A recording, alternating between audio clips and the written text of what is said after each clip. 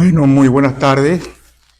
Bienvenidos todos amigos y consecuentes seguidores al Centro Venezolano Americano en esta nueva edición del tercer ciclo de conferencias americanas. Hoy tenemos el privilegio de estar acá en compañía del profesor Héctor Torres. Yo diría que es la voz literaria que acompaña a la Venezuela de hoy.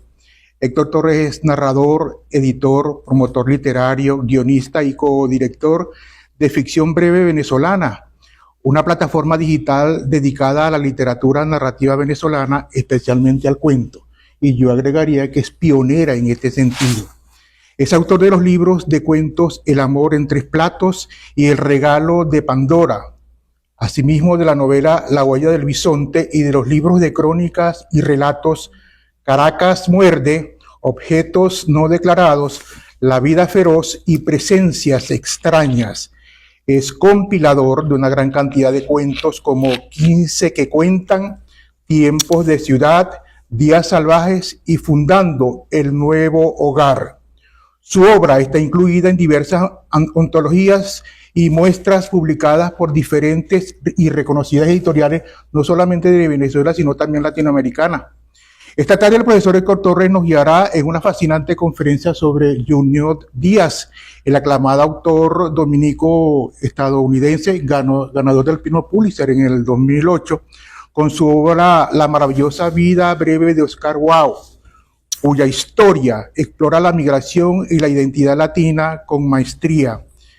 Bienvenido, profesor. Siéntase en casa. Nos sentimos muy a gusto que nos acompañen esta tarde maravillosa y estamos listos para esa magia latina. Muchas gracias por su presencia y ustedes, por supuesto, gracias por estar aquí con nosotros. Adelante. Bueno, gracias, muy amable. Gracias al CBA por la invitación, a Carl Crispin que hizo el contacto inicial. Bueno, agradezco muchísimo el espacio porque es una oportunidad para conversar de una obra que para mí resulta fascinante, que he releído en varias ocasiones. Y bueno, que me hayan puesto a pensar en Junot Díaz en términos de qué decir de él, pues fue un ejercicio interesante porque me puso a releer la obra y a buscar claves que quizá como lector no me había detenido a pensar. Y bueno, ya estar aquí hablando de él en función de una, digamos, una hipótesis que traigo acá al CBA, pues fue un ejercicio que agradezco muchísimo. Comenzamos. Dos alegrías me han acompañado desde la primera juventud y han sido fundamentales en mi formación, tanto como autor como lector, y son las antologías de cuentos y la narrativa breve norteamericana. En tres momentos de mi vida se han conjugado esas dos alegrías, proporcionándome deslumbrantes hallazgos que en mayor o menor medida pasarían a ser parte de mi santoral privado del cuento universal. Títulos como El Poli y el himno de O. Henry, La carta robada de Edgar Allan Poe, Un suceso en el puente sobre el río Owl de Ambrose Bierce, El fuego de la hoguera de Jack London, Una rubia imponente, Dorothy Parker, Los blues de Sonny, un precioso cuento de James Baldwin, La conversión de los judíos, otro cuento inolvidable de Philip Roth, Una cuestión temporal de Jhumpa Lahiri que me llevó a buscar sus libros de cuentos, El amor no espera en dulce de Emmy Blunt, son partes de esos libros o de esos cuentos que yo, digamos, encontré en esas antologías. Esos momentos, esos tres momentos de los que hablo que me permitieron dar con estos autores, están conformados por tres magníficos títulos. La antología del cuento norteamericano, que es prologada y compilada por Richard Ford, que fue publicada por Galaxia Gutenberg en el año 2001. Habrá una vez una antología del cuento joven norteamericano, que fue publicada en Alfaguara el mismo año y fue traducida y compilada por Juan Fernando Merino. Y por supuesto, un libro que para mí es muy valioso, que es Los mejores relatos, narrativa estadounidense contemporánea, editado por Bit & Co. en el año 2007, con traducción y selección de nuestro excelente narrador venezolano, José Luis Palacio, matemático y narrador. Podría decirse que esas tres antologías vistas en conjunto conforman mi corpus personal de la narrativa breve norteamericana hasta la primera década de este siglo. La de Ford abarca desde el año 1820, con nombres fundacionales de esa tradición, como el caso de Washington Irving, con el cuento de Rip Van Winkle de 1820, como comenté, y llega hasta 1990 con Lorrie Moore con el cuento Like Life. Luego, Habrá una vez recoge cuentos que toman parte de los años 80, los años 90 de esa narrativa, y los mejores relatos incluye textos publicados entre lo que serían finales de los 90 hasta la primera década de este siglo.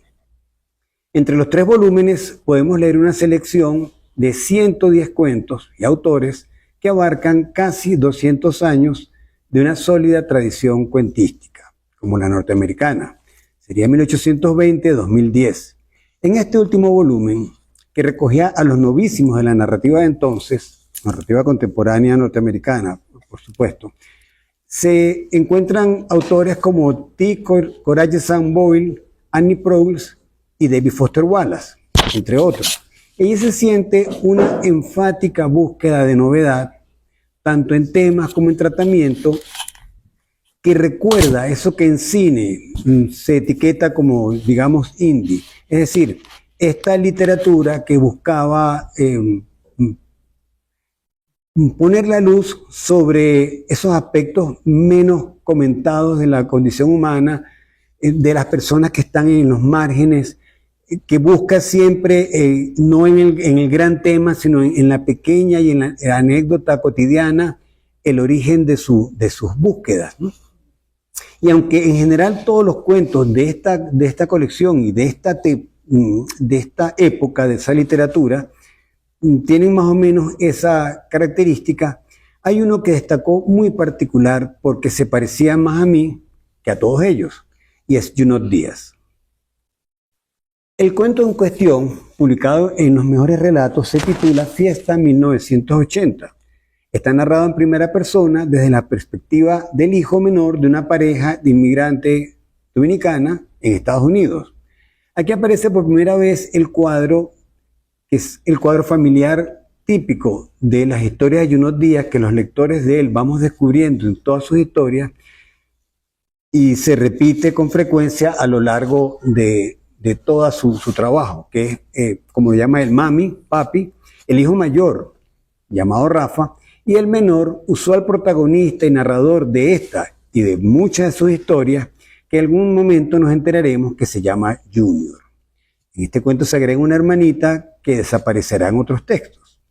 La historia de Fiesta 1980, el cuento con el que conocí a Junot Díaz, dice más o menos lo siguiente.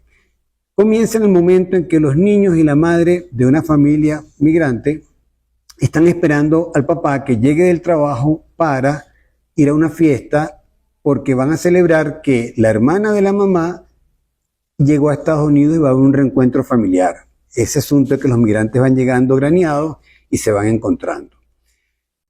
En contraste con el motivo, que se supone que es festivo, el ambiente de la historia es tenso.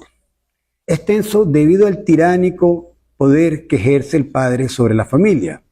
Violento, impredecible, arbitrario. Ellos aprenden a leer en sus gestos para no contrariarlo y no darle ocasión de que desencadene su brutalidad.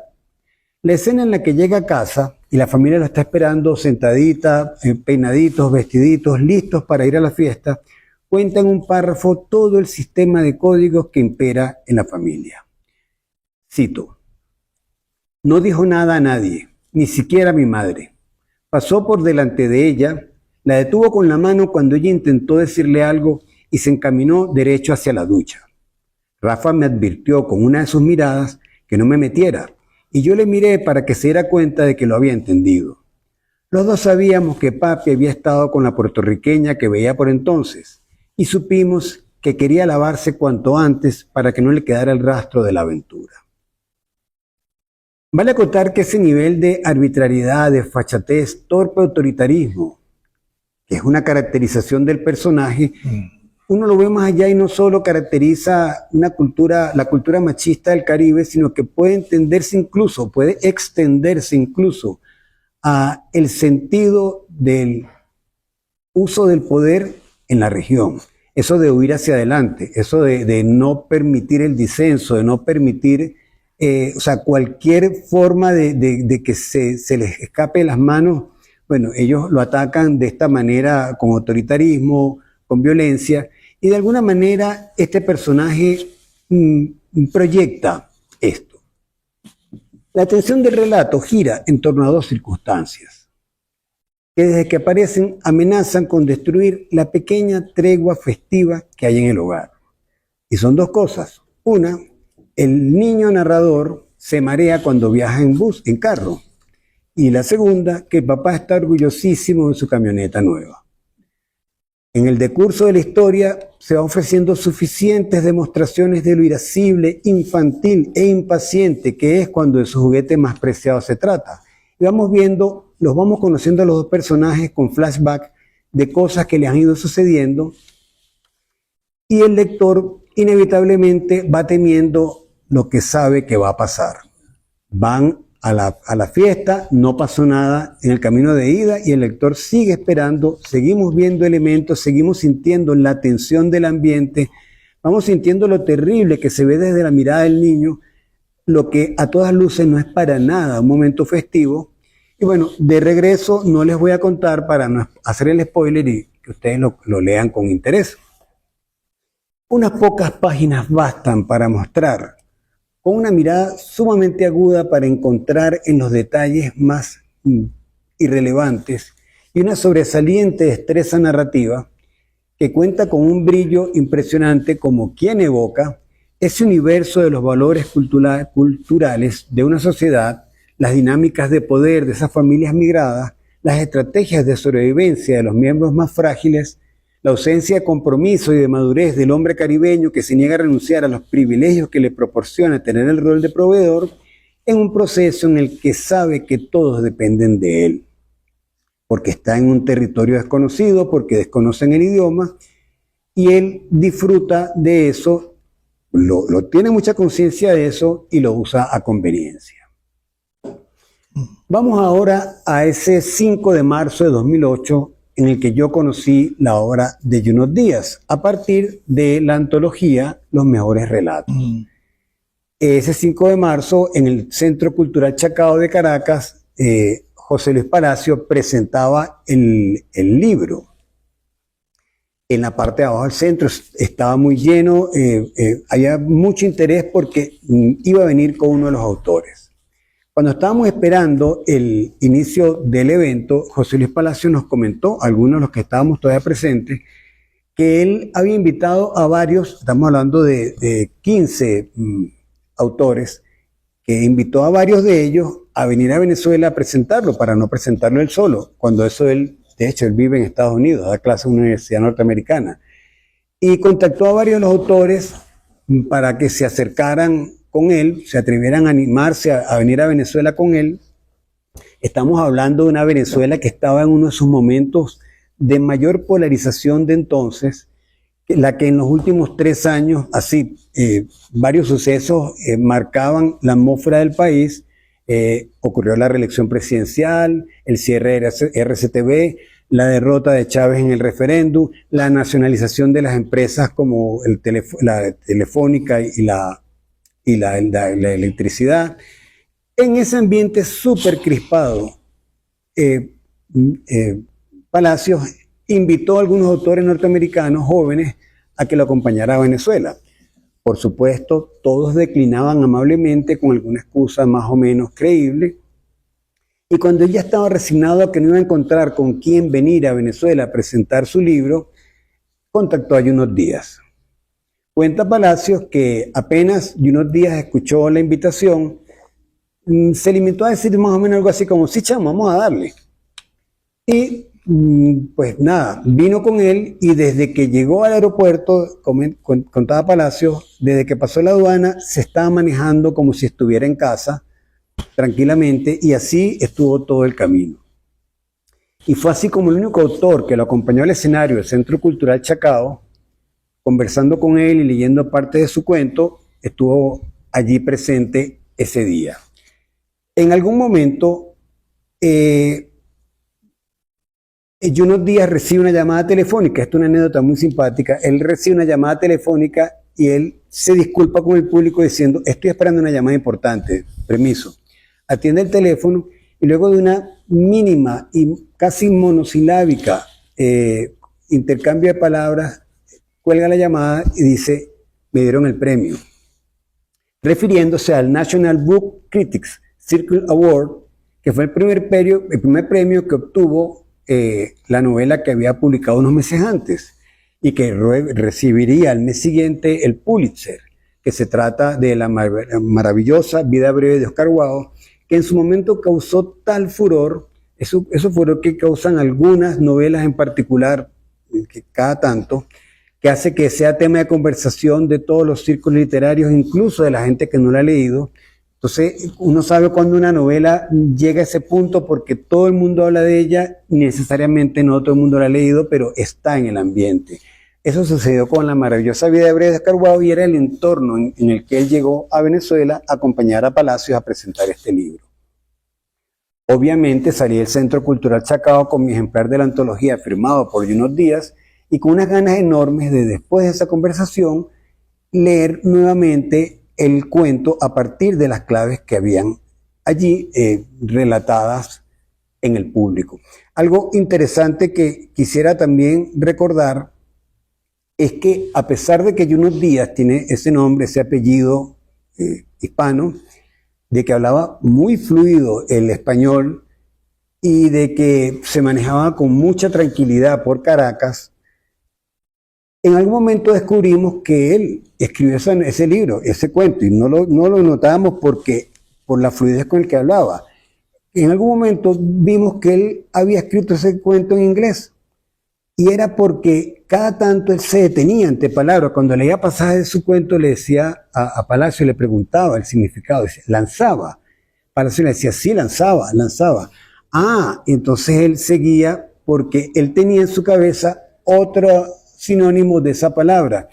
Esas cosas pasaron en más de una ocasión mientras él leía, y era curioso porque uno creía que estaba hablando con alguien que nos contó esa historia en español, y resulta que él nos contó esa historia en inglés de una familia perfectamente caribeña en la que podríamos perfectamente sentirnos identificados.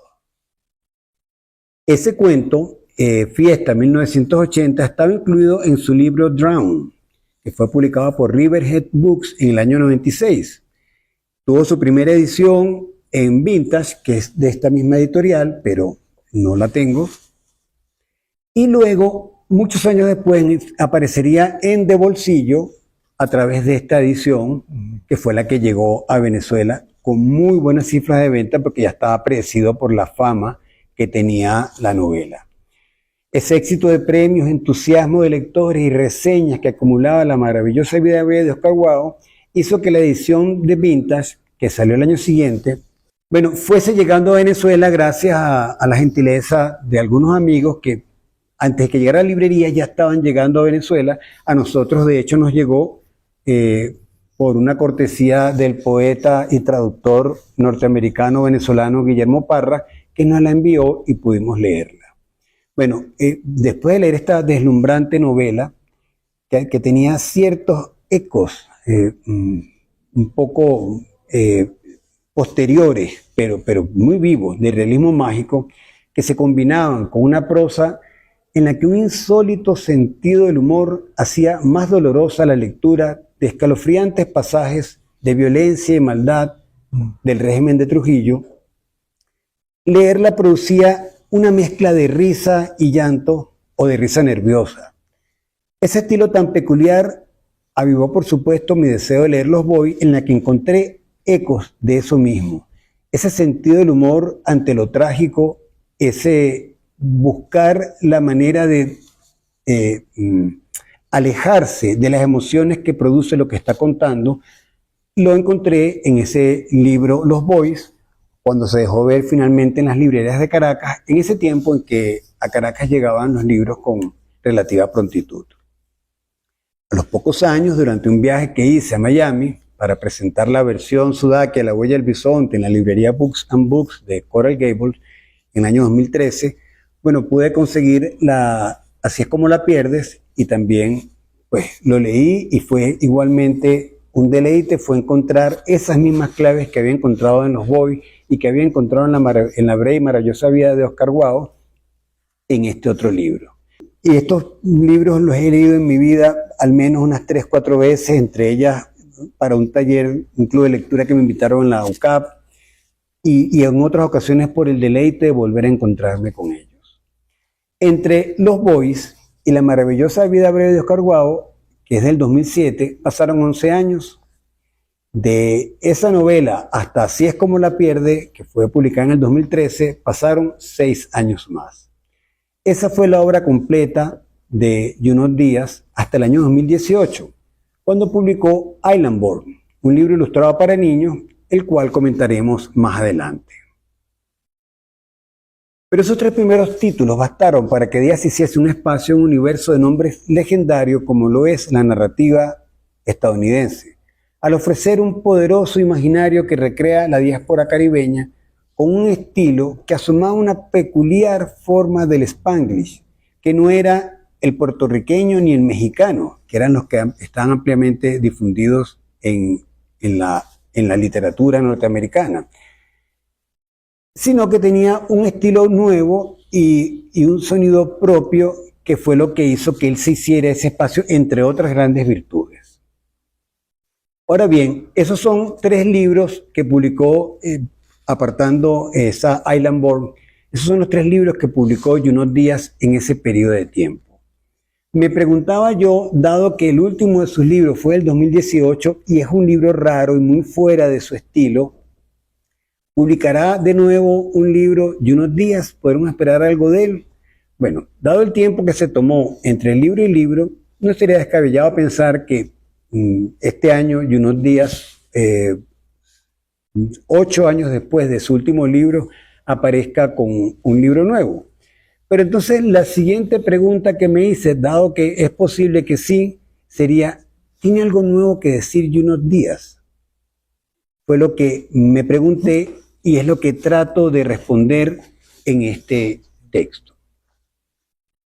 Por lo pronto voy a tratar de establecer, un poco para tener el marco sobre el cual leo su obra, algunos elementos característicos de sus textos, sobre todo enfocándome en los libros de cuentos, porque aunque en los 3 libros tienen un estilo común y muy particular y que se puede reconocer con mucha facilidad, en los libros de cuentos sobre todo hay algo que me parece muy interesante comentar acá para responder un poco a esa pregunta de ¿tiene algo nuevo que contarnos Junot Díaz?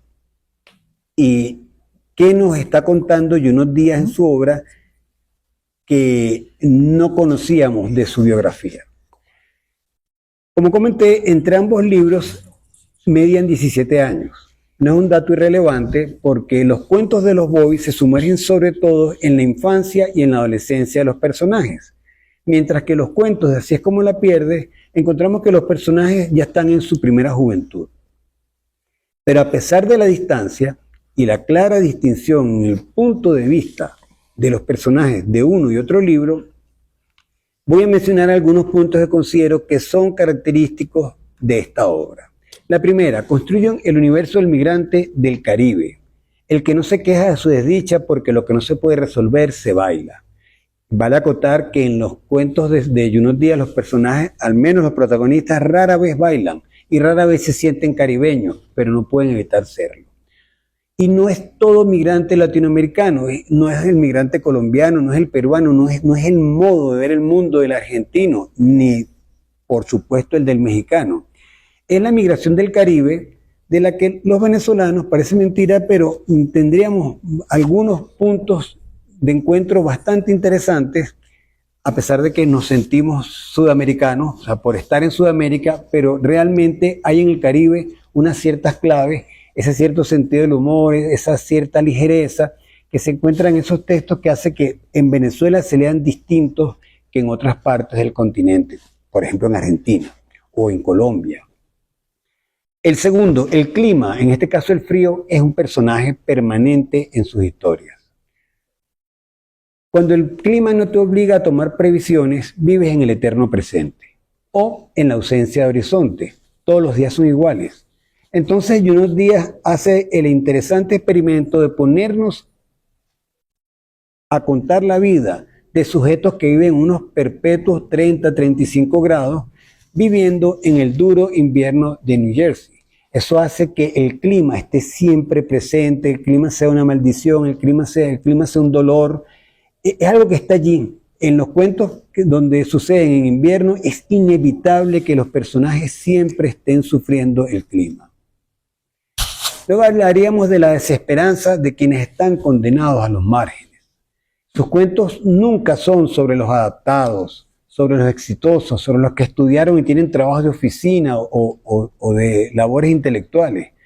Usualmente sus cuentos se enfocan en los desheredados, los que no se encuentran, a los que se desloman detrás del sueño americano sin llegar a encontrarlo, y aun cuando lo encuentran se les desvanece en su cara debido a que no pueden controlar sus pulsiones, y ya cerca de la ansiada estabilidad, esa suma de desorden, incapacidad de reflexión y malas decisiones con las que viven su vida da el traste con el éxito de la empresa. Esos son los personajes que le fascinan a Junot Díaz. No son animales de estación y nunca razonarán como tales. El sexo como catalizador del fracaso y la soledad. Lo admitan o no, la mayoría de los personajes se sienten solos y desorientados. Entonces buscan en el sexo alivio momentáneo al desarraigo y una vez más a la ausencia de horizonte. No ya por falta de perspectivas económicas, sino por soledad. Además, el sexo en estos cuentos no es solo sexo, es una forma de estar en el mundo, el terreno donde se establecen las relaciones de poder o el espacio de transacciones o el puente para lograr los objetivos. El sexo está presente en los cuentos de Junot Díaz, abarcando todos los aspectos de la vida, incluso cuando no se esté hablando de eso. Luego viene el minucioso retrato del hombre caribeño, ya esto lo he mencionado un poco, pero quiero destacarlo: temperamental, de escaso control emocional, mujeriego, poco paciente con los hijos. Es una constante lo impaciente que son los padres con los hijos, los padres del personaje central. Su casi nulo sentido de la responsabilidad con la familia, pero de alguna manera en un sentido amplio es una lenta elaboración desde adentro hacia afuera de la crisis del hombre en algún momento de la vida, de la sociedad y de su vida en particular. Esa dificultad de encajar el rol que se le ha asignado con lo que espera de la vida a partir de su primera juventud. La compasión como forma de mirar el mundo.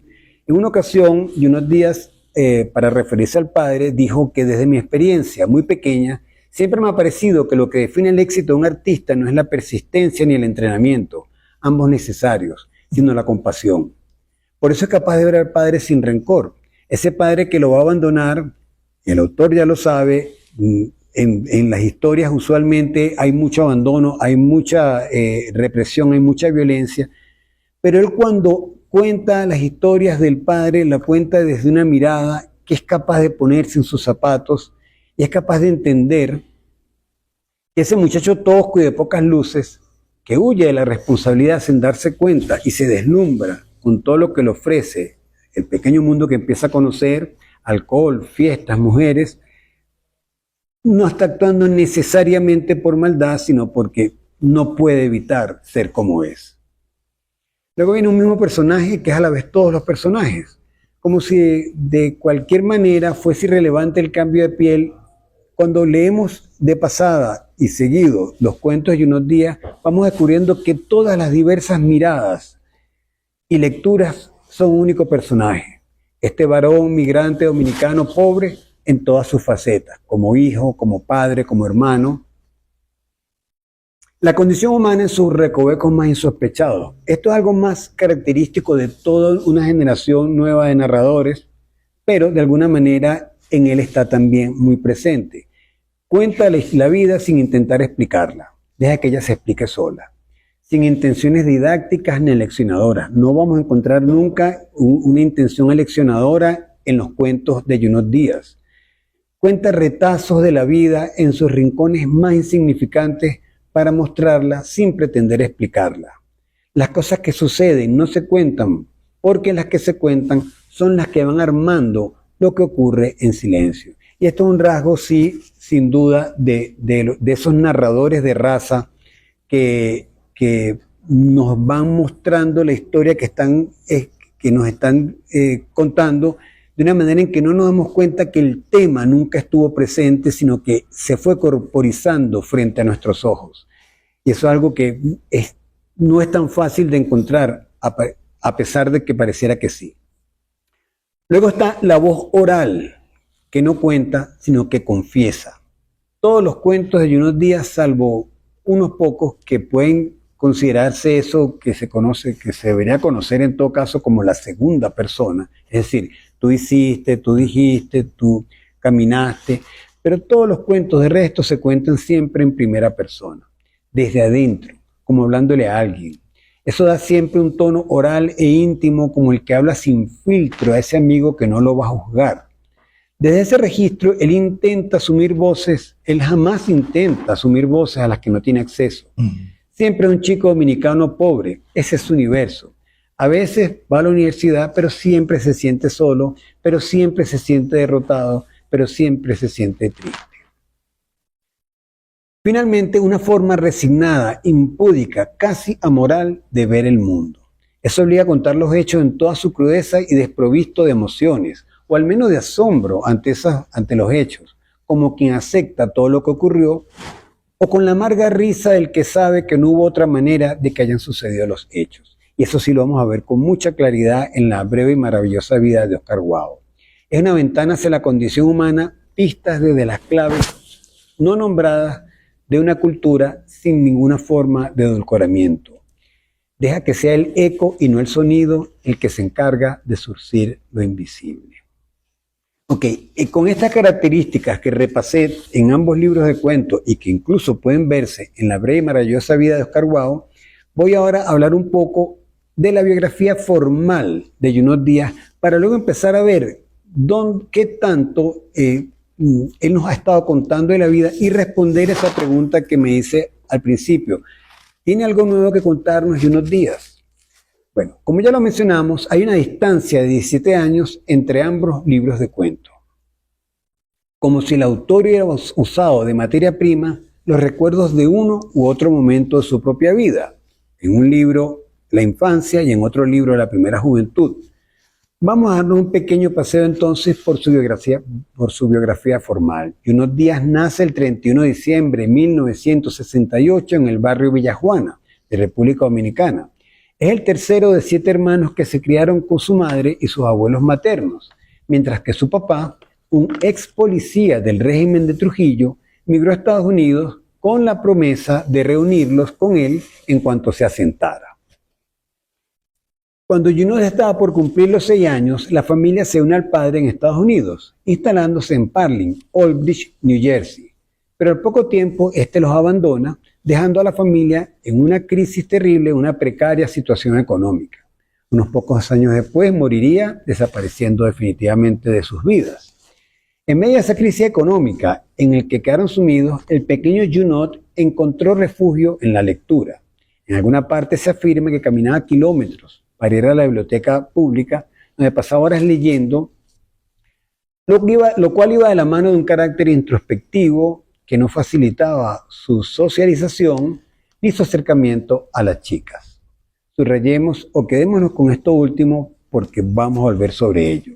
Su biografía se completa señalando que estudió enseñanza básica en el Madison Park Elementary, que hizo el bachillerato en el Cedar Ridge High School de Old Bridge en el año 87, que se licenció en inglés en la Universidad de Rochester en el 92 y que luego realizó un Master of Fine Arts en la Universidad de Cornell. Luego de eso impartió clases de redacción y escritura creativa en la Universidad de Siracusa entre el 97 y 2002, donde pasó al Instituto Tecnológico de Massachusetts, el famoso IMT, donde dio clases y sigue dando clases de escritura creativa. Esta sería la información disponible en solapas de libros, reseñas y entrevistas sobre la vida de Junot Díaz. Pero, y esto lo sabe todo el que escribe, Así como uno desentraña lo que lee desde las claves de su propio mundo, cuando escribe, escribe también desde dentro de sí mismo. Algo que se cuela entre las rendijas del subconsciente siempre está presente en la obra. Vamos a ver qué cuenta Junot Díaz, que no nos dice su biografía formal. El tema del sentido de la realidad, de los recuerdos y de la ficción es algo que a mí particularmente me produce una particular fascinación. Eso de cómo recordamos y cómo cuando evocamos lo que recordamos estamos ficcionalizando nuestra vida, porque cada vez que volvemos a ella estamos recordando palabras que se tienen que en nuestra imaginación, tenemos que usar uso de la imaginación para evocarlas y para armarlas, y vamos poco a poco siempre, cada vez que recordamos, estamos, digamos, borrando la versión anterior y montándole una nueva, y eso va haciendo que inevitablemente, mientras más recordemos, más fantaseamos. Entonces, vamos a aplicar eso para ver cómo ve su vida Junot Díaz y cómo podemos acercarnos a través de ella, haciendo uso, obviamente, de la imaginación. Podemos sospechar entonces que ese niño tímido e introspectivo que se sumergía en la ficción para evadir el caos producido por el cambio de ambiente, el frío del invierno, el abandono paterno, la precariedad económica y el descalabro familiar, alimentó durante años la imaginación y encontró en ello una manera de desahogar todo eso que no podía decir y que no tenía tampoco a quien contárselo. Sin saberlo, así fue amasando el imaginario que luego volcaría en una obra que cuenta la biografía no formal del autor, la que no cabe en solapas de libros, pero que ofrece rasgos más claros y más interesantes para entender su universo. Y así llenó sus cuentos de perdedores, de abandonados, de hijos descarriados y llenos de rabia, de decepción y de una comunidad quisqueyana en cuyos hogares se repetían de una u otra manera, con las variantes de cada caso, similares cuadros familiares. Teniendo esto presente, leemos esos cuentos buscando los patrones, o cuál es el patrón, cuál es el modelo que nos permite ver qué historias contó Junot Díaz pasando su imaginación por el filtro de su subconsciente. Vamos a encajar las piezas para armar el cuadro familiar resultante. Partiendo del cuento Negocios, que aparece en los Boys, encontramos que, como en su vida, el padre abandonó el hogar para irse a Estados Unidos. El cuento empieza así: mi padre Ramón de las Casas se marchó de Santo Domingo poco antes de que yo cumpliera 4 años. Después de este enunciado, hace unos flashbacks y va mostrando cómo fue el ambiente en el hogar ante su decisión de irse a Estados Unidos desde Quisqueya. Bueno, obviamente produjo una gran crisis familiar. La mujer entendía razonablemente que esa apuesta de ir a buscar a Estados Unidos una mejor condición de vida era razonable desde el punto de vista económico, pero digamos, como se dice en perfecto criollo, ella conocía su ganado y sabía que algo iba a salir mal en esa aventura. Ella definitivamente se muestra en desacuerdo y el autor lo comenta en una línea bellísima que basta por sí sola. En una casa tan ruidosa como la nuestra, el silencio de una mujer es algo muy serio. Él, a pesar de todo esto, de que ella no está de acuerdo, parte de su inmadurez emocional es que él quiere huir, porque no soporta el hogar, no soporta tener que lidiar con hijos, con niños, pero dentro de todo necesita su bendición. Entonces los niños ven como la presión del hogar permanentemente, que él amenaza con que se va a ir, le dice que te vas a arrepentir de no rogarme que me quedara, y entonces se mantienen en esa tensión permanente a lo largo del cuento. El autor nos lo muestra en una escena muy bonita porque muy sucinta nos dice del asunto. El papá revoloteaba en torno a mami mientras nos examinaba el pelo para ver si teníamos piojos. Quería estar cerca cuando ella se rindiera y le suplicase que no se fuera. Una noche el abuelo le entregó a papi una caja de cigarrillos llena de dinero. Aquí tienes. Haz que tus hijos se sientan orgullosos de ti. Luego de eso, obviamente, ella no se rinde como él esperaba y él le toca irse a pesar de que no cuenta con su bendición. Y ella en adelante entra en un silencio sepulcral en el momento en el que él le muestra el pasaje de avión y la despedida la describe de esta manera. No le dio un beso cuando se fue.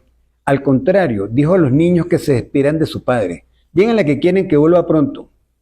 Cuando le intentó abrazar, lo agarró de los brazos como si sus dedos fueran tenazas. Más vale que recuerdes de dónde salió ese dinero, le dijo. Fueron las últimas palabras que se dijeron cara a cara por espacio de 5 años. Seguramente lo recordó, pero estando allá, pues se lo comió la soledad, la distancia, el frío, y empezó a llamarlo esa libertad que fue a buscar. Conoce los bares al salir del trabajo, conoce otra mujer, conoce otras mujeres, comienza a hacer vida con una de ellas, de hecho hace familia con ella, tiene un primer hijo y entonces se encuentra con que iba a buscar el dinero para la familia y tiene 2 familias, tiene 2 realidades paralelas y una indecisión enorme. Vemos como la nueva esposa de su nueva vida le pregunta, y otra cosa que lo único que sabe hacer él muy bien es mentir. Ella sabe de mí, le pregunta la mujer. Por supuesto que sabe de ti, pero eso ya no importa, ella es cosa del pasado. Nilda no contestó. Papi escuchó con mucha atención los latidos de su propio corazón y se quedó pensando en que era un órgano de lo más escurridizo y engañoso. Estando en esa indecisión entre qué debe hacer con su vida, con cuál de los hogares se queda y a cuál de los 2 hogares abandona después de todo, pues se decide y busca a la familia en Dominicana y se olvida de ella y va a traer su familia original de vuelta a Estados Unidos. Eso lo vemos en este cuento. Pero en un universo paralelo explora qué hubiera pasado si la decisión hubiese sido otra. En otra vida, de Así es como la pierdes, en donde se asoma por primera vez que se le ha muerto un hijo, que luego vamos viendo que es un tema recurrente en las historias. Ramón, que sigue siendo el mismo Ramón, padre del personaje, que sabemos que es Junot, se va a Estados Unidos y deja a su familia en Dominicana. Y en ese vaivén en que está, que no se decide qué hacer con su vida, finalmente compra una casa para Yasmín, que se llama ahora la nueva mujer, y se instala con ella sin haberle contado nunca la verdad a Birta, la madre de sus hijos que está esperándolo en República Dominicana y que ella le mandaba cartas cada vez más desesperadas porque, bueno, no hemos sabido de ti. Esas cartas las recibía Yasmín, era la que las leía y las guardaba. Una vez que ella ya estuvo en su casa y en ese pulso silencioso con una contrincante que no sabía que tenía una contrincante, se dio cuenta que ganó, en el nuevo hogar el cuento termina diciendo: esta noche le doy la carta a Ramón y trato de sonreír mientras la lee. Aunque distintas son las versiones, las decisiones y los puntos de vista, en todas las historias el padre es un tipo violento, arbitrario, impaciente. En ese padre gravita, en ese padre de los personajes de Junot Díaz, gravita el policía de una feroz dictadura que fue su propio padre. Puede llegar a ser un hombre trabajador como el de Otra vida, otra vez. Pero las responsabilidades del hogar siempre lo irritan y de allí lo impaciente y tiránico que es con los hijos, como lo vemos en Fiesta. La mamá pasa a ser una cautiva de la situación al vivir en un país lejano, fuera de su entorno, lejos de su familia, en otro idioma, en otro clima, en una lengua que desconoce y en el desencanto de la vida que terminó por tener. En una continuación de ese primer camino, porque Junot Díaz va escribiendo cuentos, de alguna manera va haciendo extrapolaciones y suposiciones de cuál puede haber sido su vida o cuál fue su vida, cuál fue la decisión de su padre que los abandonó.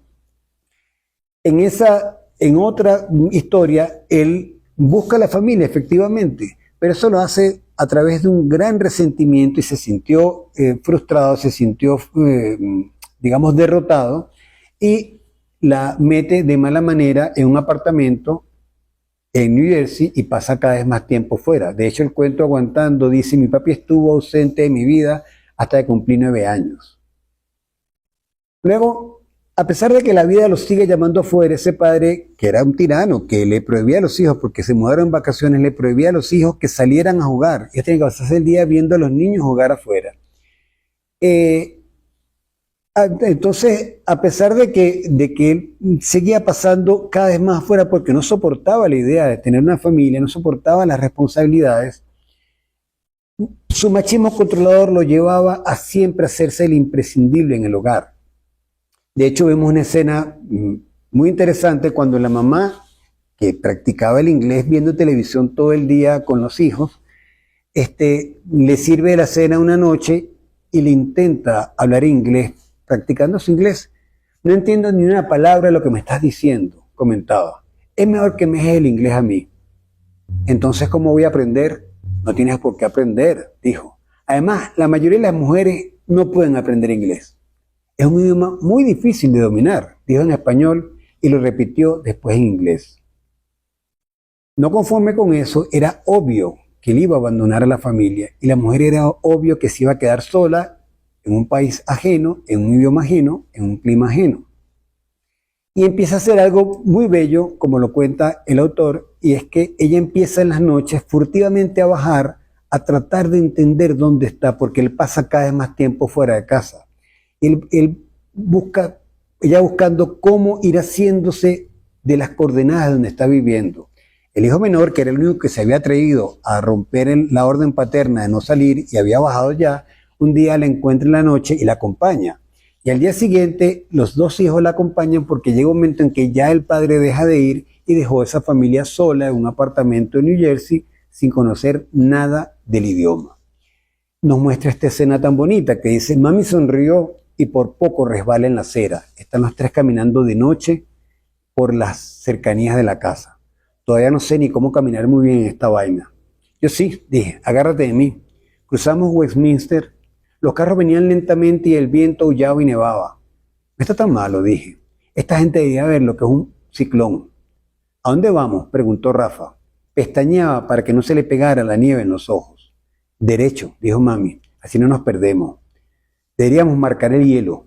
Nos abrazó a los dos. Es mejor si vamos recto. Ese es el cuento Invierno de Así es como la pierdes. Finalmente abandonada, la mujer cría sola a sus hijos tratando de contener un daño que ya estaba hecho. Consigue trabajo en una lavandería o un hospital, que te lo vamos a ver en varios de sus cuentos. Los hijos, sobre todo el mayor, desarrollan una enorme rabia y se descarrilan como una silente forma de protesta, o no tan silente, como una forma de protesta. En algunos cuentos menciona el proceso de enfermedad de cáncer y posterior muerte de Rafa, como en La Doctrina Pura o en Miss Lora. Y un hermano y unos días efectivamente había padecido cáncer, pero había sobrevivido. Y la mamá queda deshecha y el menor naufraga, ignorado por ella, por su entorno y por las chicas, con lo que no se les hace fácil ligar.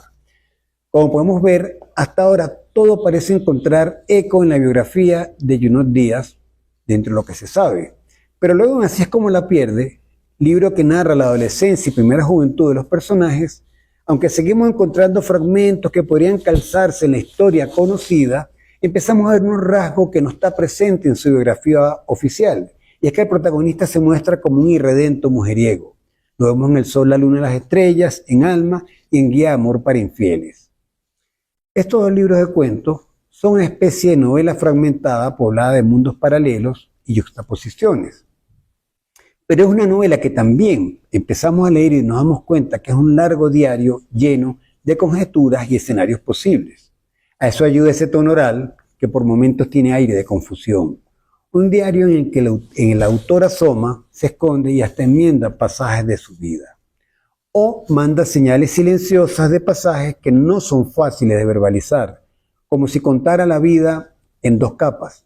Una más evidente, que es la que los lectores, que lo conocemos, podemos encontrar. Aquí están estos rasgos clásicos y típicos, conocidos de la biografía de Junot Díaz, pero hay otra más profunda, que requiere de una exégesis más compleja porque de alguna manera el autor se encuentra ante la ambigüedad de querer contar, pero no atreverse a hacerlo. Entonces, en medio de ese permanente alarde de machismo, promiscuidad, cosificación de las mujeres, hay un cuento en el que se cuela como una rareza que no pasa desapercibida por más que trate de dejarlo pasar. Se trata del cuento Bajo el agua, título muy significativo. En ese cuento, Beto, un viejo amigo del protagonista, que se había ido del barrio, vuelve al barrio y se empieza a dejar ver de nuevo. La que lo encuentra es la mamá de protagonista, que sabe que ellos eran muy amigos. Y va a casa y le dice, oye, por ahí llegó Beto de nuevo. Y ella se da cuenta que él no tiene ningún interés de saludarlo, a pesar de que eran tan amigos. Y a partir de allí, de esa extrañeza de la madre, porque no te interesó que llegó Beto y él, en un silencio, en un mutismo, empieza unos flashbacks de esas aventuras que ellos tenían mientras estaban juntos en su adolescencia. En una de esas, entre tantas cosas que nos cuenta en una ocasión en que mientras vean una película porno en la casa de Beto, dice el personaje, me metió una mano por debajo del pantalón. ¿Qué coño estás haciendo? Le pregunté, pero siguió adelante. Yo seguí con la vista fija en el televisor, demasiado asustado para mirar lo que me hacía. Consumado el asunto, el personaje huye de la situación confundido, pero el día siguiente, a pesar de que pasó toda la noche confundido y extrañado con lo que acaba de pasar, que no lo agarró de sorpresa, al día siguiente no puede evitarlo y vuelve al sitio donde se reunían y en adelante se convierte en una rutina de ellos, que van a casa de Beto toda la madrugada a ver películas cubiertos con toallas mientras Beto, dice, le apretaba los muslos y el abdomen. Esa rara avis dentro del corpus de su obra parece ser un pasaje de ese rompecabezas no del todo revelado, oculto tras esas formas misóginas y rudas de los muchachos de los barrios pobres de New Jersey, de esa migración dominicana. Y hubiera quedado como eso, un cuento que no parecía encajar con ese imaginario, pero luego, releyendo bien, nos encontramos con otra historia, que es incluso contada de una forma mucho más queriendo ser de pasada, pero que es muchísimo más reveladora. Es el cuento Israel. En el cuento Israel, Rafa y Junior los mandan en vacaciones a pueblos de la provincia, porque la mamá no los puede atender porque es una mujer sola, y ellos allí se aburren a mares. Rafa pues es más dado a ser amigos, es más líder, es más dado a ligar con chicas, pero Junior es tímido, es silencioso, es retraído. En una de esas, Rafa, aburrido como está, decide que va a ver a un niño que le había comido de pequeñito, un cochino le había comido en la cara y usaba una máscara. Entonces lo trataban como un monstruo. Entonces él tenía que ir a conocer a ese monstruo. Junior se le pega y no puede evitar llevárselo. Va en un autobús, Junior va sentado y Rafa va parado lejos de él. Están comiéndose unos pastelitos que están muy grasientos. Y sucede esta escena. Él está comiéndose el pastelito y de pronto hay que tener cuidado con esas manchas, dijo el hombre que iba a mi lado.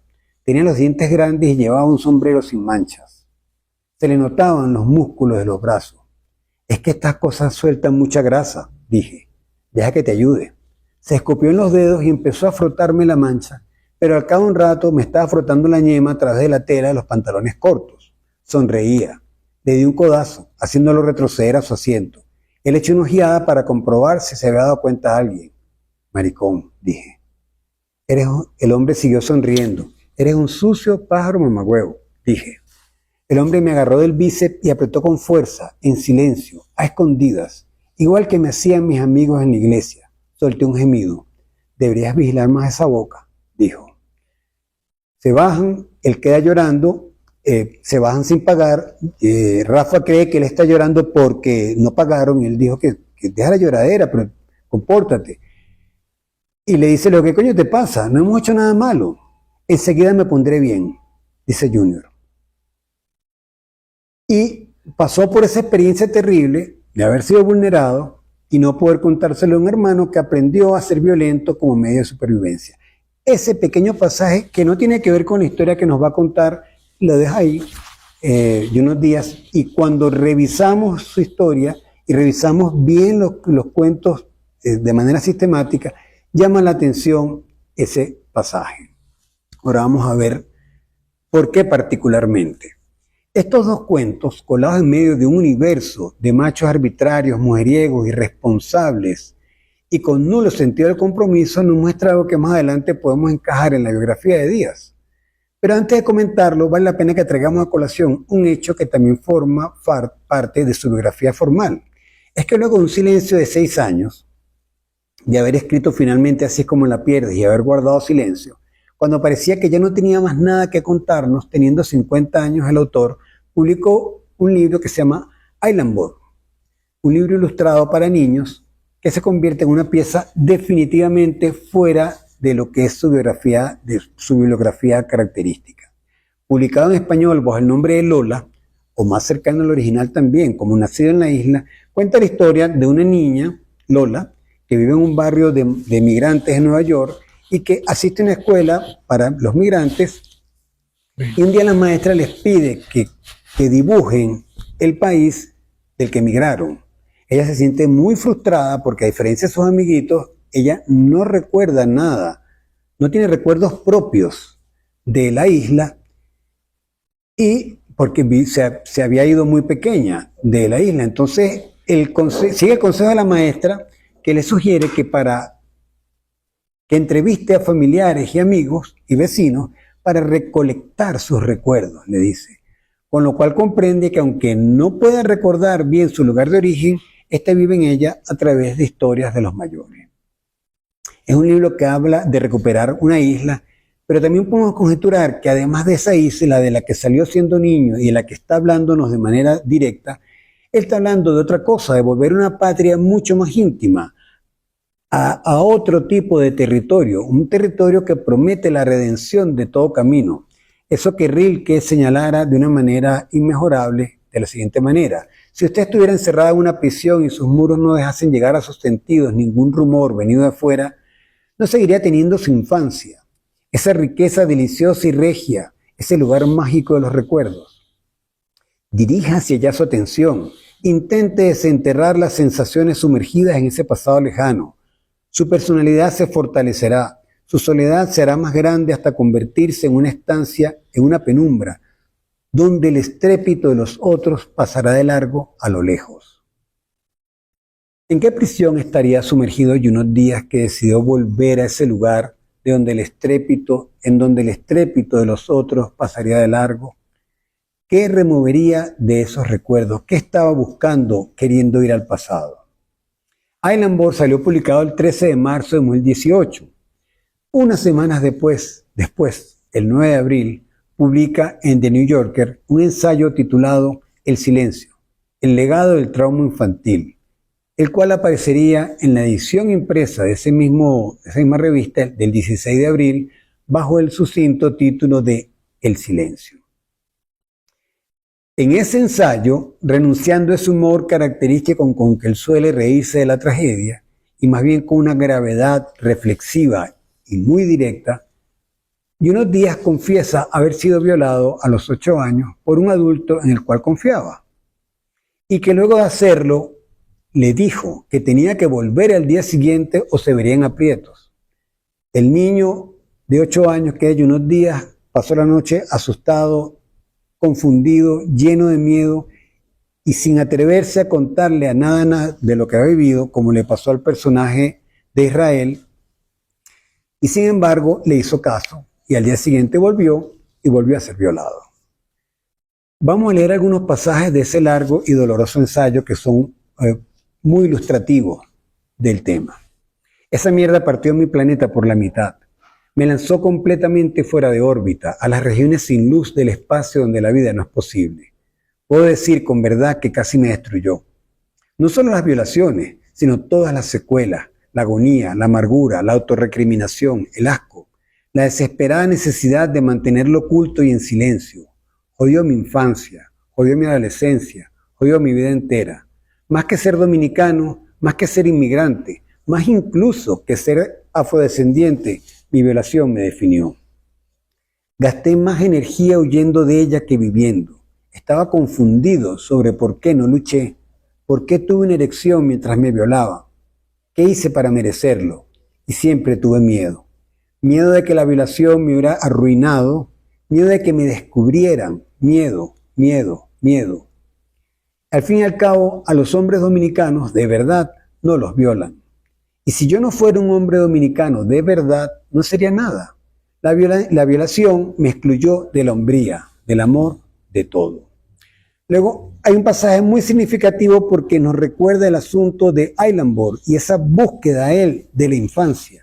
Dice, el niño de antes, difícil de recordar. Trauma es un viajero en el tiempo, un Ouroboros que regresa y devora todo lo anterior. Solo quedan fragmentos. Recuerdo que me encantaban los códigos, la enciclopedia Brown, los pastelones y caminar largas distancias intentando descubrir qué había más allá de mi barrio de New Jersey. Por las noches tenía sueños vívidos, a menudo sobre Star Wars y sobre mi vida en la República Dominicana, en Asua, mi Tatooine. Estaba empezando a conocer ese nuevo yo, angloparlante, me estaba haciendo amigo suyo y entonces desapareció. Se acabaron los sueños de naves espaciales, se acabó Asua, se acabó yo. Solo una persistente sensación de incorrección y el insoportable recuerdo de haber sido penetrado violentamente. Es curioso cómo bajo el agua sucede estando ya en New Jersey. Y el título es muy significativo. Sigue el autor señalando que a los 11 años sufrió de depresión y de una rabia incontrolable. Esa rabia que él transfiere a Rafa, su hermano, en todos los cuentos. Que a los 13 años dejó de poder mirarse en el espejo, como Israel, el niño que usaba una máscara porque siendo más pequeño el cochino le había comido parte de la cara. Sigue diciendo, la noche era lo peor. Entonces venían los sueños, pesadillas en las que me violaban mis hermanos, mi padre, mis profesores, desconocidos, chicos con los que quería ser amigo. A menudo los sueños eran tan perturbadores que me mordía la lengua y a la mañana siguiente escupía sangre en el lavabo del baño. Luego cuenta cómo en el penúltimo año del instituto se convirtió en corredor, en levantador de pesas, empezó a fabricarse una imagen que lo vemos en los cuentos Miss Loira, Guía de Amor para Infieles, pero a pesar de esa máscara de normalidad, las pesadillas lo siguieron persiguiendo, la universidad, el posgrado y la vida profesional.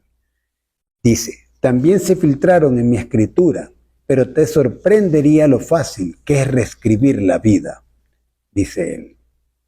La máscara con la que quiso enterrar ese suceso fue la del supermacho, mujeriego e infiel. De alguna manera seguía escribiendo sobre un joven dominicano que a diferencia de mí, solo habría sufrido abusos sexuales leves. Alguien que no podía mantener una relación porque era demasiado mujeriego. En efecto, estaba creando mi historia de portada perfecta.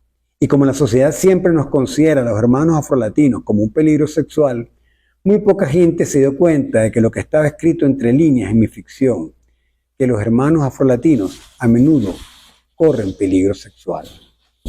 Cuando terminó el posgrado, publicó su primer cuento, precisamente Israel, el del niño de la máscara, el del episodio de abuso sexual en el bus, el del cuento donde él se quedó en silencio siendo violentado y no dijo nada, y tuvo que reprimir el llanto para que el hermano no se burlara de él.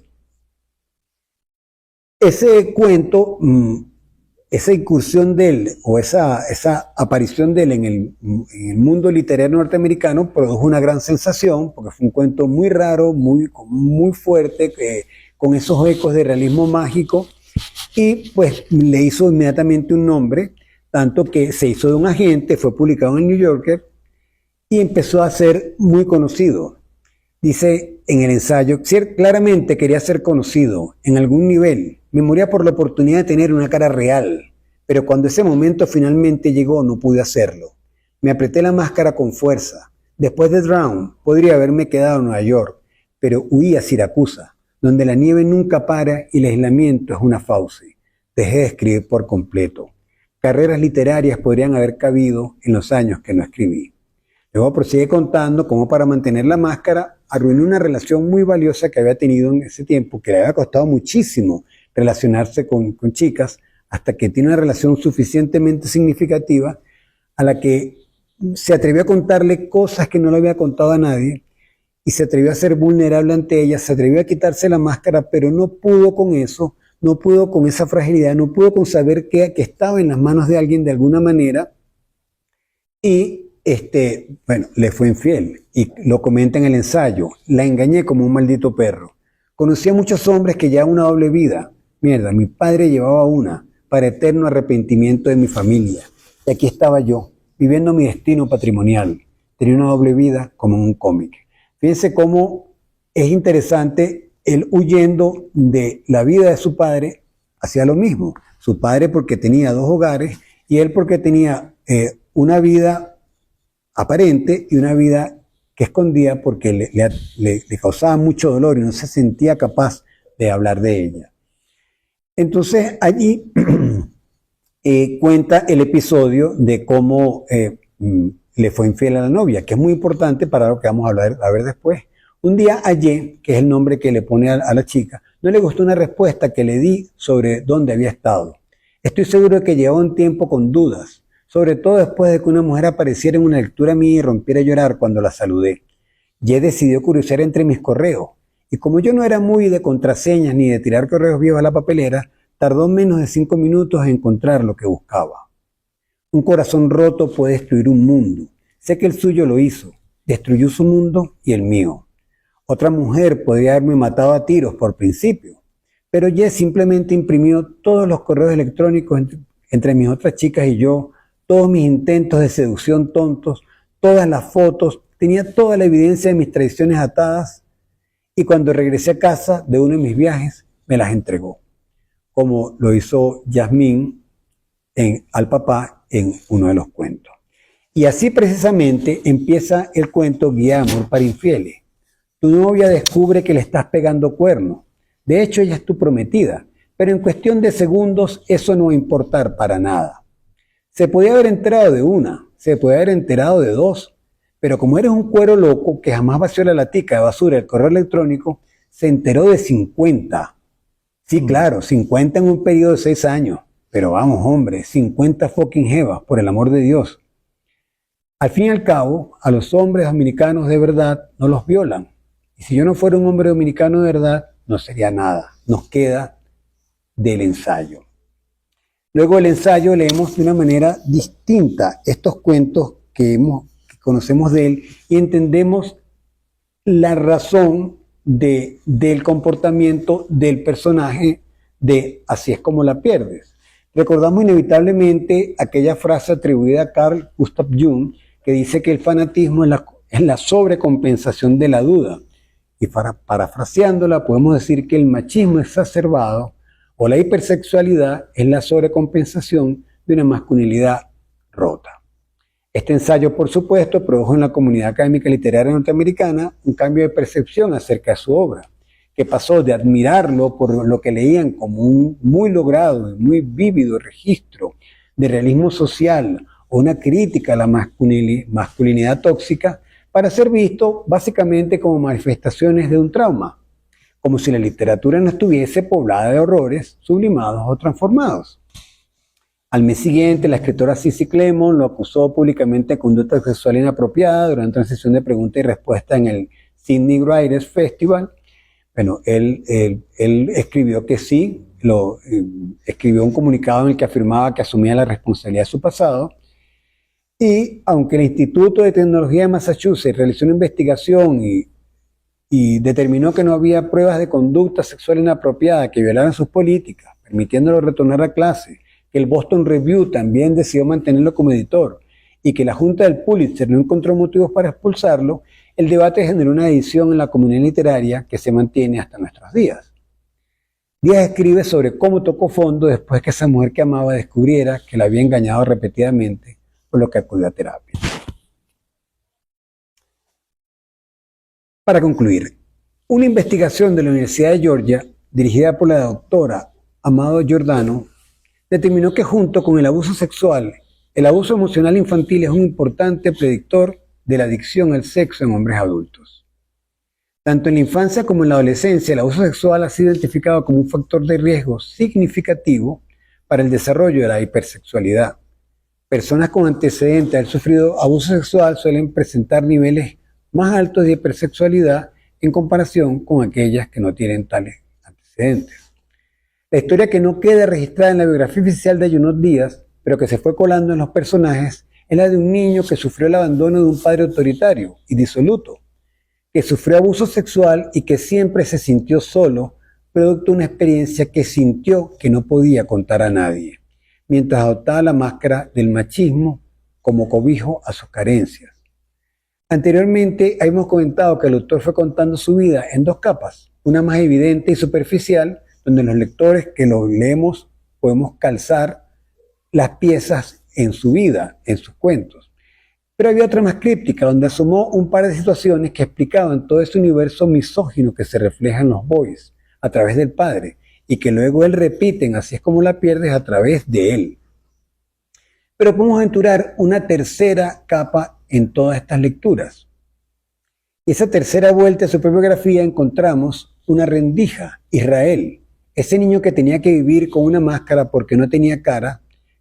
Aparece luego en otro cuento que se llama Sin cara, desde un lado más luminoso.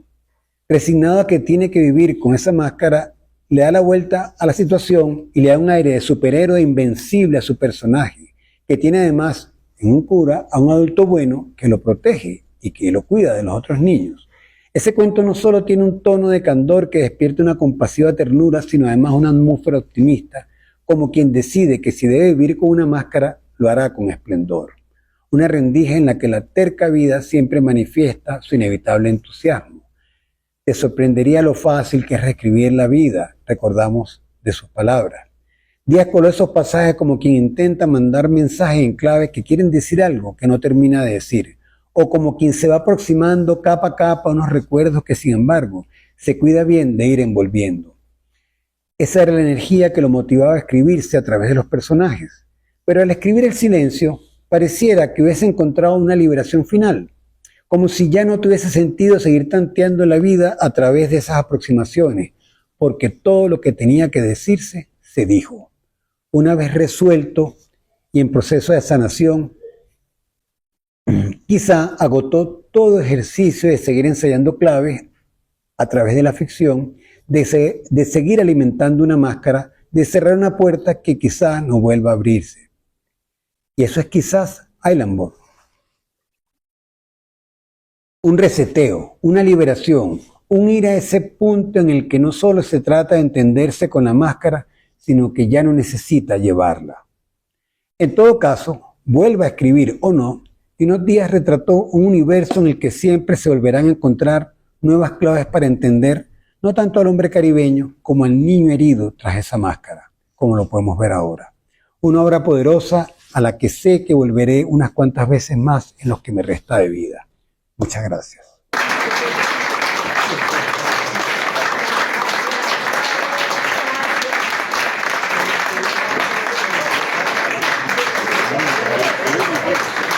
Thank you.